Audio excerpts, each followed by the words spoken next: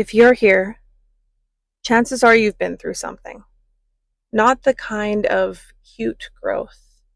I mean the kind that breaks you, humbles you, and forces you to ask questions you were never allowed to ask out loud. Welcome to Stay Faithful. This isn't a podcast about pretending everything is okay. It's not about religion, it's not about perfection, and it's definitely not about performative faith. This is about testimony. Because somewhere along the way, we were taught to clean our stories up before bringing them to God. We were taught to hide the mess, to silence the questions, to act like faith means you never doubt. But let me tell you something. The most honest prayers I've ever prayed didn't sound holy. They sounded desperate. They sounded angry. They sounded like, God, if you're real, I need you to show up right now. And He did. I didn't find God in a perfect season. I found Him in survival mode, in trauma, in addiction around me, in generational cycles, in witchcraft, in loss, in surgeries I shouldn't have survived, in moments where I was down to nothing but my breath and my knees. And that's why this space exists. Stay Faithful is for the misfits, the ones who love God but don't fit in the boxes, the ones who have been judged by church people but still feel called.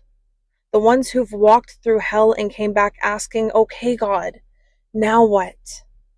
Here we are, and we are going to talk about faith the way it actually shows up in real life, unfiltered. We're going to talk about mental health, about spiritual warfare, about discernment, about breaking generational curses, about motherhood, about grief and healing, about how to trust God fully when nothing makes sense. And yes, we're going to talk about Jesus, but not the watered down version, the real one, the one who sat with outcasts, the one who wasn't religious, He was real, the one who meets you exactly where you are, not where you pretend to be.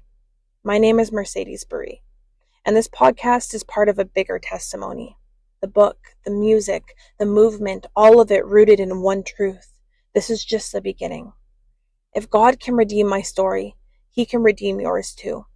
So if you're listening while driving, or folding laundry, or crying in silence, or questioning everything you've ever been taught, you're in the right place. So take a breath. Stay open. Stay honest. And most of all, stay faithful. Let me testify. God did, yeah, God did. I repented on my sins, so I walk with Him. I'm yelling, God did, yeah, God did. Praying.